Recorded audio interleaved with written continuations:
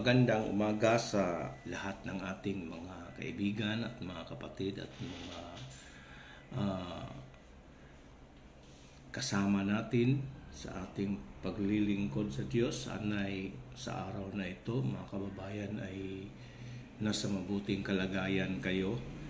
At ngayon po ay isang mahalagang bagay na ating pag-uusapan ang tungkol sa pagdarasal. So, ang pagdarasal ay isang bahagi ng buhay ng tao sa bawat isa na mayroong pananampalataya sa Diyos. At habang tayo ay nagdarasal, mga kaibigan, ay nagkaroon tayo nakakapagbuo tayo ng isang relasyon sa Diyos. Yung pagdarasal, mga kaibigan at mga kapatid, ay isang paraan upang tayo ay makapagbuo ng isang matibay na relasyon sa Diyos. At habang patuloy natin itong ginagawa, habang patuloy tayong gumagawa sa ating pagdarasal, ay mas lalong lumalim ang ating relasyon sa Panginoon. Kaya itong pagdarasal ay isang bahagi talaga sa ating buhay, mga kaibigan. Kaya dapat ang bawat isa sa atin ay magkaroon tayo ng isang puso na tayo ay bigyan natin ng halaga na magkaroon tayo ng relasyon sa ating Panginoon. At walang ibang paraan na magkakaroon tayo ng relasyon sa ating Panginoon ay ang pagdarasal. Sapagkat ang pagdarasal ay sinabi ko nga kanina, na ang pagdarasal ito ay makapagbuo ng relasyon natin sa Diyos. Kaya kung tayo ay mayroong paniniwala, kung tayo ay nanampalataya na mayroong Diyos at nanampalataya tayo sa Diyos, ay huwag nating ipawalang bahala ang ating pagdarasal, sapagkat ito ang magbubuo sa atin ng isang matibay na relasyon sa Diyos. At habang ito ay ginagawa natin ito, ay mas lalong lumalalim ang ating relasyon sa Diyos. Kaya ang pagdarasal ay magiging daan upang magkaroon tayo ng bukas na puso. Ang pagdarasal ay isang paraan na mabuksan, mga kaibigan, mga kapatid, ang ating puso. Sa ating puso ay may pintuan sa ating puso. At ito ay magbibigay ng isang napaka-tibay na mabubuksan ng ating buhay. At ito ay magkakaroon ng isang bukas na pananampalataya.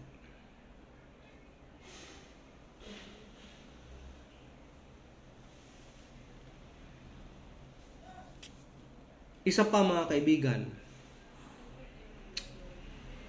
ang pagdarasal ay isang paraan upang makahingi tayo ng kapatawaran sa Diyos. sa lahat ng ating mga pagkakamali na nagawa natin sa bawat yugto ng ating buhay. Ang pagdarasal ay isang paraan, isang daan upang tayo ay makahingi ng kapatawaran sa Panginoon. Walang ibang paraan na ang tao ay makahingi ng kapatawaran sa lahat ng kanyang pagkakamali sa harap ng Diyos, kung hindi ito ay ang pagdarasal. Lahat ng kasamaan ng gawa natin sa araw-araw na hindi natin ito mapipigilan, sapagkat ito ay isang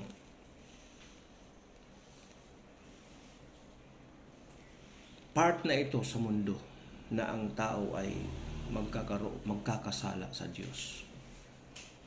May mga bagay na hindi natin mapigilan upang tayo ay magkakaroon ng kasalanan.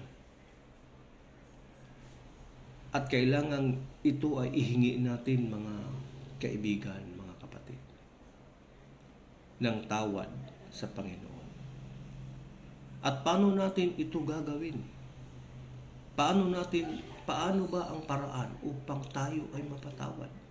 Upang tayo ay makahingi ng tawad? Ito ay sa pamamagitan ng pagdarasal. Kaya't ang pagdarasal sa bawat isa sa atin ay isang napakahalagang bagay, mga kaibigan. Habang ginagawa natin ito sa araw-araw, ay napapatawad naman tayo ng Diyos sa araw-araw ng ating pagkakamali. At ito ang panghuli, ang pagdarasal ay isang pagkakataon na makahingi tayo sa Diyos ng tulong. Kasi meron tayong sariling kahinaan. Hindi natin makaya ang lahat. Kahit anuman ang edukasyon na naabot natin sa buhay, kahit anuman ang sitwasyon natin, mayaman, mahirap, malakas, mahina, ang bawat isa ay may sariling kahinaan. Ang bawat isa ay may sariling pangangailangan. At paano ito natin makakamtan? Na itong mga pangangailangan na ito ay tanging Diyos lamang ang makakapag-provide, makakapagbigay. Ito ay sa pamamagitan ng pagdarasal. Ang pagdarasal ay isang pagkakataong makahingi tayo ng tulong sa Diyos. Sa anumang mga pangyayari, sa anumang mga pangangailangan natin sa buhay, kailangan natin ang tulong sa Diyos. Ngunit paano natin i-approach ang Diyos na tayo ay matulungan niya? Ito ay sa pamamagitan ng pagdarasal. Kaya't ang pagdarasal, mga kaibigan, ay napakahalagang bagay sa buhay ng tao.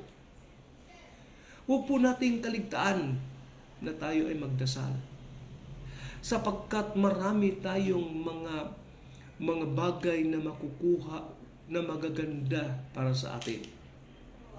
Ito ay para sa atin na mas lalo tayong tatatag sa ating pananampalataya, sa ating paniniwala, at mas lalo nating mapagbigyan, mabuo ang ating relasyon sa ating Panginoon.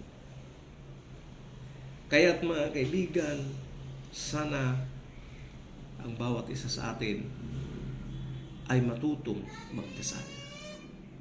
Ito ating kailangan sa ating buhay, kahit ano pa man ang ating sitwasyon. Sana ang bawat isa ay naunawaan natin ito at ah, lahat ng ating mga kapatiran. Nais ko pong kayo ay aking babanggitin sa lahat ng dako ng ating mahal na bayan, Pilipinas, Luzon, Visayas at Mindanao, at sa lahat ng aking mga anak na nakikinig sa ngayon. Huwag nating kaligtaan, mga kaibigan, na tayo ay magdasal. Ipagdasal natin ang ating bayan, magdasal tayo para sa ating sarili upang mas lalo nating mabuo ang ating relasyon sa Panginoon at mas lalong lumalim ang ating relasyon sa Panginoon.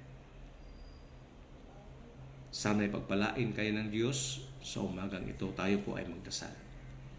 Maraming salamat, Ama, sa pagkakataong ito na iyong ibinigay sa amin sa bawat pagkakataon na kami ay makarinig sa iyong salita. Sana'y magbibigay ito ng kalakasan sa amin upang mas lalo kaming magkaroon ng relasyon sa iyo. Salamat, Ama, sa lahat ng mga nakikinig sa akin. Sana'y pagpalain mo sila, Ama. Sana'y bigyan mo sila ng kanilang pangangailangan. Sana'y pukawin mo ang kanilang puso upang sila ay lalapit sa iyo. Ito ang aming dalangin sa iyo, Ama, sa pangalan ng aming Panginoong Hesukristo. Amen.